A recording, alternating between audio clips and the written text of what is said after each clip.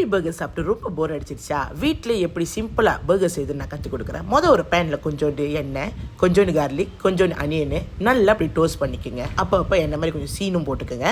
அதுக்கப்புறம் நிறையா மின்ச் சிக்கனை எடுத்து 2 டேபிள் ஸ்பூன் காஜூன் போட்டுக்கோங்க. அப்புறம் 2 டேபிள் ஸ்பூன் மிக்ஸ்அப் போட்டுக்கோங்க. அதுக்கப்புறம் paprika powder, 2 table spoon garlic powder, 2 table spoon onion powder சேர்த்துக்கோங்க.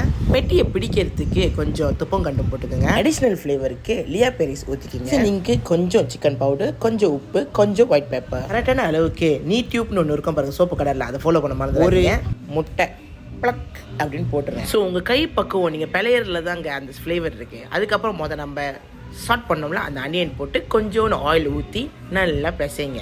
நல்ல பக்குவமான ஒரு கலரில் அப்படி வந்தோடனே நம்ம டேஸ்டிங்கு இதை நம்ம இப்போ பொரிச்சு பார்க்க போகிறோம். ஏன்னா எப்போதுமே எங்களோட ரூல்ஸ் எது கஸ்டமர் கொடுக்குறது முன்னுக்கு நம்ம டேஸ்ட் பண்ணி பார்க்கணும். செம்மையாக இருக்கா? இப்போ நம்ம எப்படி பர்கர் செய்கிறோன்னு பாருங்கள். ஸோ இந்த பெட்டியை அப்படி ஸ்மேஷ் பண்ணி அதுகளுக்கு ஒரு சீஸ் வச்சு மயோனீஸ் எல்லாமே போட்டு சாப்பிட்டு பாருங்கள், செம்மையாக இருக்கும். நம்ம ப்ரோ லெஜண்டில் சிறப்பான ஸ்மேஷ் பர்கரை சாப்பிட்ணுன்னா நம்ம ஜோஹோஸ் கூட இருக்கிற நம்ம கடைக்கு வாங்க, என்ஜாய் பண்ணிட்டு போங்க. இல்லாட்டி நீங்கள் வீட்டில் கூட ட்ரை பண்ணலாங்க. ஊதுபை நீங்கள் ஃபாலோ பண்ண மறந்துடாதீங்க கைஸ். ஃபுல் டிஸ்கிரிப்ஷனுக்கு